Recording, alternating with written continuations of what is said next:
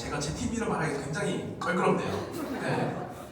하여간에 5팀에 네, 저는 이문기라고 하고요. 초반부 발표를 맡았습니다. 네, 그래서 저희는 그 데이코 주제 중에 하나였고요. 그래서 그룹 모드를 가지고 강수량을 예측하는 그러한 과정을 거쳐봤습니다. 네, 그래서 총 6가지 과정으로 여러분께 발표를 드릴 예정입니다. 먼저 그룹 모델을 말씀드리자면 네, 그래서 지금 열심히 지금 낚시를 하고 계신 분이 계신데 자, 여러분들 때도 그렇고 저도 그렇고 제가 대학생 때도 그렇고 중간고사 그러니까 5월달 그리고 7월달 그래서 시험만 끝나면 꼭 비가 오더라고요. 근데 이 비가 언제 올지 잘 예측이 안 돼요. 네, 저번 주에도 제가 그 기상청의 예보를 믿고 무선 없이 나갔다가 비 엄청 맞고 돌아온 적도 있었고요. 네, 그래서 이런 비의 양을 좀 기상청보다 좀 더 정확하게 예측해보자 라는 그런 의미를 가지고 한번 추진해봤습니다. 네, 그래서 지금 사실 그 강수량을 예측을 하려면 데이터가 많이 필요해요. 하지만은 여러분들이 아시다시피 그 지구에서 그 땅의 그 포션은 한 25% 되고요. 나머지의 바다가 75%입니다. 그러니까 저희가 데이터를 수집할 수 있는 그 부분은 지구의 25%밖에 안 돼요. 네, 그러다 보니까 이렇게 그 인공위성으로 나머지 75%에 대해서 저희가 강수량을 예측할 필요가 있는 거죠. 네, 그래서 이렇게 그 전자레인지의 그 마이크로파 원리, 아마 공대생이라면 아마 다들 아시죠? 그래서 마이크로파를 가지고 물 분자를 흔들어서 가열하는 그런 원리를 가지고 똑같이 구름에 있는 물 분자를 가지고 이렇게 위성에서 마이크로파를 쏴주면 구름에 있는 물 분자가 흔들리겠죠. 네, 그렇게 열을 발생합니다. 그러면 이렇게 열이 많이 발생할수록 구름에 물 분자가 많다라고 해석을 할 수 있죠. 네, 그래서 온도가 높을수록 강수량이 많겠구나라고 예측을 할 수 있게 되는 겁니다. 네, 그래서 저희가 받은 데이터는 이렇게 그 GPM이라 해가지고 그 하늘 위에 떠 있는 그 글로벌적으로 관측하는 위성이 있어요. 그래서 이 위성에서 쏜 마이크로파를 가지고 각 지역별로 이렇게 좀 나눠져 있어요. 이런 부분들의 데이터를 활용을 했고요. 네, 그래서 그 채널은 총 15가지가 있고요. 그리고 그 중에 이 밝기 온도가 그 마이크로파를 활용해서 측정을 한 그런 데이터고요. 그 외에 지표 타입, 이게 뭐 바다인지, 뭐 땅인지, 강인지, 해안인지, 그리고 이 외에 위치를 나타내는 경도, 위도 데이터가 있었습니다. 그래서 사실 이 마이크로파와 같은 경우에도 이게 마이크로파마다 좀 특징이 있어요. 그래서 좀 프리퀀시가 낮은 데이터의 경우에는 주로 많은 비를 나타내고요. 프리퀀시가 높은 마이크로파의 경우에는 눈 그리고 좀 네, 그리고 얼음을 나타낸다고 하더라고요. 그래서 마이크로파가 한 종류가 아니라 이렇게 9가지를 사용해야 하는 그런 이유가 이렇게 생긴 거죠. 네, 이렇게 해서 총 이런 9가지의 지도를 가지고 저희한테 보여질 수가 있고 이 데이터를 다 합쳐서 네, 저희가 예측을 할 수 있게 되는 겁니다. 그래서 저희가 데이콘으로부터 받은 데이터는 네, 총 14기가입니다. 네, 이거 다운받는다고 거의 한 반나절 걸렸나? 네, 이거 때문에 이거를 뭐 분석을 하는데도 이거 거의 자기 직전에 예측을 딱 눌러놓고 자고 일어나서 결과를 확인하는 그렇게 네, 굉장히 원시적인 네, 저희에게 네, 좀 많은 기부가 있었으면 아마 서버라도 살 텐데 네, 그런 게 없어서 네, 그냥 네, 자기 전에 주로 분석을 시작을 했어요. 네, 그래서 저희들이 주로 활용한 툴은 콜앱하고 주피터를 가지고 프로그램은 그 텐서플로우를 활용을 했고요. 그래서 저희들이 주로 활용한 모델은 유넷입니다. 그 모양이 U자라서 유넷이고요. 네, 그래서 주로 이 유넷은 뭐 의료 영상이라든가 이미지 분석에 쓰이는데 다른 CNN과 좀 다른 게 이게 단순히 뭐 분류뿐만 아니라 각 그 이미지 부분별로 라벨링이 가능해요. 그래서 이 유넷이 점점 더 많이 쓰이고 있고요. 그래서 좀 속도가 빠르고 그리고 그러니까 저희가 활용하는 게 각 지역별로의 마이크로파이므로 이런 지역적인 특성이 괜찮고 그래서 저희가 사용을 했습니다.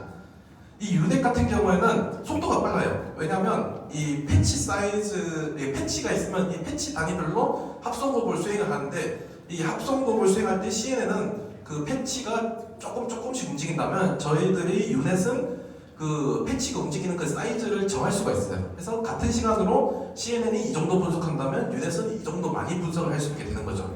이 외에도 패치 사이즈에 따라서 패치 사이즈가 넓으면 이 많은 부분 한 번에 그 합성법을 수행하니까 로컬라이제이션이 잘 안 돼요. 하지만은 이 유네스 같은 경우에는 이런 부분에 있어서 좀 장애를 받지 않기 때문에 저희들이 그 장점을 가지고 활용을 할 수 있었어요. 그래서 U자가 이렇게 U자가 보이시죠? 그래서 이렇게 사이즈를 압축하고 그리고 다시 그 팽창시키는 그런 사이클로 진행을 하게 됐고요. 그래서 먼저 좌측에 있는 컨트랙팅 패스트에서는 이 컨볼루션이라고 해가지고 그 채널 수를 늘리는 게 있고 그리고 여기 이렇게 데이터를 늘린 다음에 또 데이터를 줄이죠. 풀링이라는 걸 해가지고 그 데이터의 양을 줄여요. 그래서 이렇게 쭉쭉쭉 압축시키고 이후에 또 쭉쭉쭉쭉 늘리는 이런 방법으로 좀 이미지를 단순화시키는 거죠.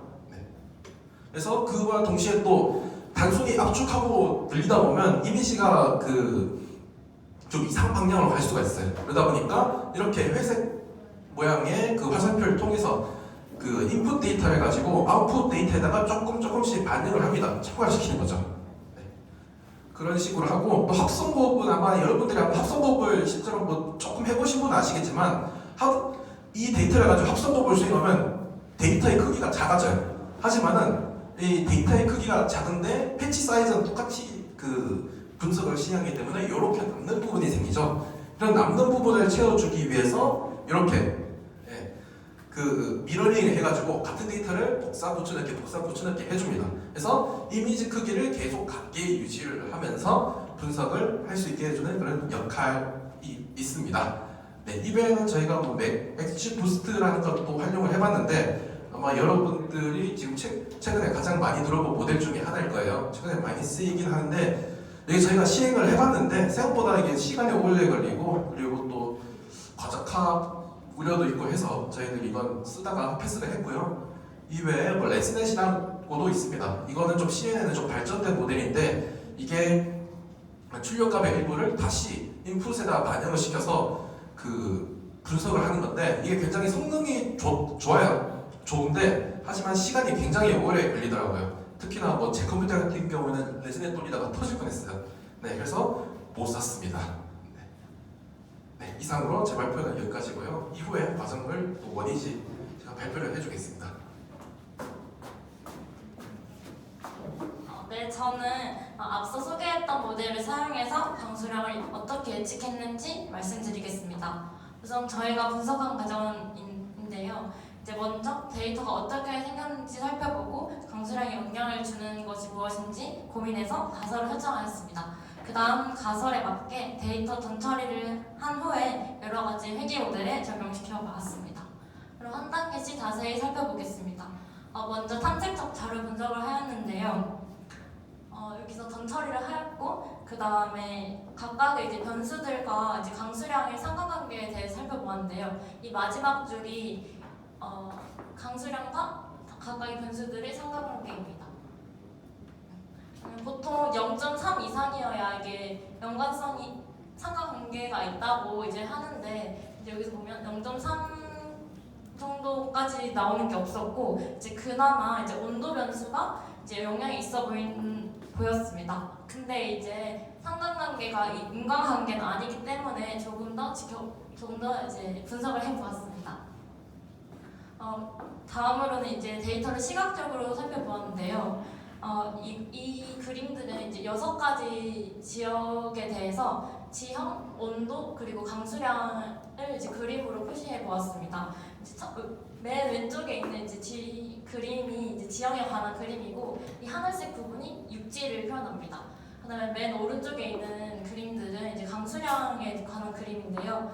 이제 하늘색이 있는 부분이 이제 강수량이 있었다고 이제 표시한 그림입니다. 그리고 이 나머지 이제 가운데 이제 온도 그림들은 이제 빨간색이 있으면 빨간색일수록 값이 온도가 큰 그런 그림들인데요.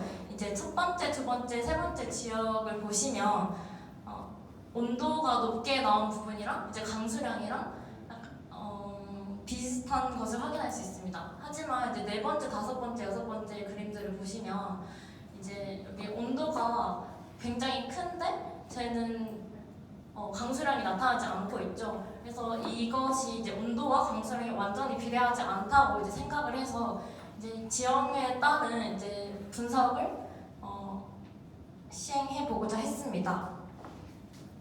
그 다음으로는 이제 이상값도 제거하고 분석할 컬럼을 추출했는데요.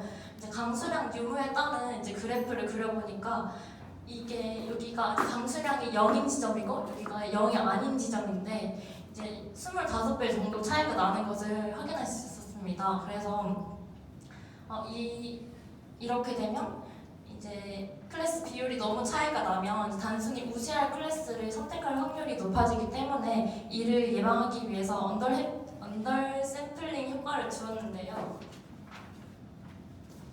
아까 보셨던 그림이 이제 1,600개에 대한 지역에 대한 하나의 그림인데요. 그 중에 비가 오는 지역이 100개 이상인 경우에만 데이터를 추출하였고 그렇게 돼서 차이가 3배 정도로 줄은 것을 확인할 수 있습니다. 그 다음으로는 이제 앞서 세웠던 가설에 따라서 모델들을 사용해서 예측해 보았는데요. 이제 모델들을 여러 가지 바꿔가면서 적용해 보았어요. 그 중에 이제 유넷 모델이 가장 좋은 결과를 얻었고 유넷에서도 에포크수, 배치수, 지표 특성, 유무, 그 다음에 컨볼루션 레이어 수, 그리고 옵티마의 종류와 같은 것을 이제 바꿔서도 살펴보았습니다. 이 표가 이제 그런 각각의 모델들에 대한 결과를 나타놓은 표인데요.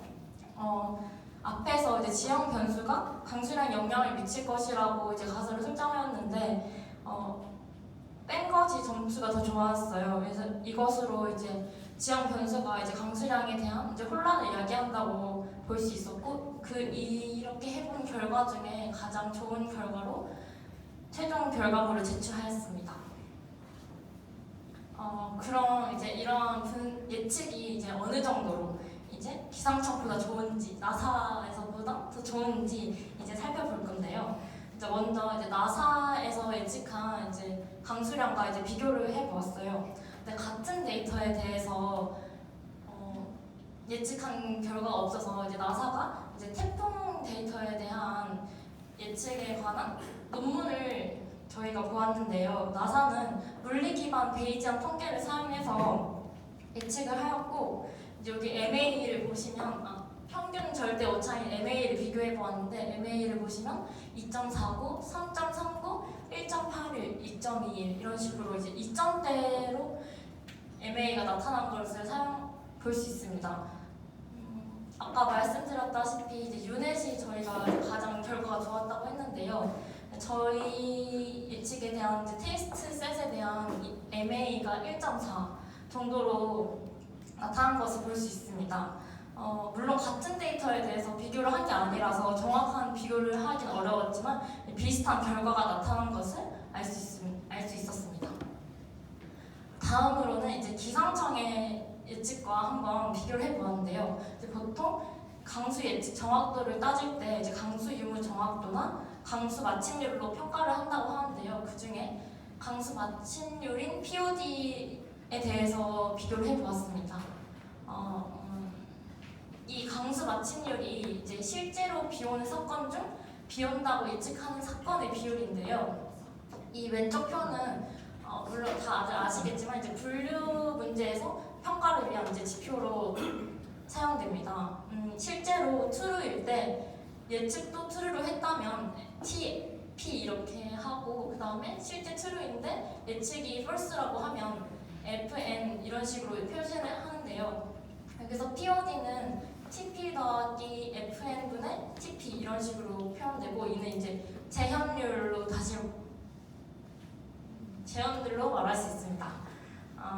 그래서 기상청의 POD를 살펴보니까 2018년 기준으로 약 65%라고 하는데요.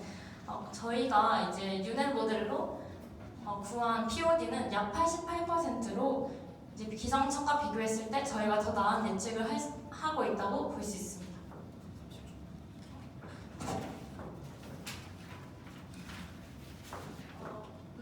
그래서 저희가 예측하는데도 한계가 있었는데요. 이제 데이터가 너무 커서 이제 모델 적합시키는 게 너무 오래 걸렸고 그다음에 코렉도 사용할 수가 수가 없어요. 램 때문에. 그 다음에 기대 효과. 저희가 이렇게 인공위성에서 측정한 온도를 가지고 강수량을 예측해 보았는데요. 어느 지역이든 데이터만 있으면 강수량을 예측해 볼 수 있을 것 같습니다. 이렇게 된다면 이제 기상 예보 차원에서도 더 정확해지고 또 데이터 분석의 차원에서도 이제 도로 정체 예측과 같은 다른 문제에 대해서도 변수와 결과가 다른 이미지 분석에도 활용할 수 있다고 생각합니다. 이상으로 발표를 마치겠습니다. 혹시 질문 있으신가요?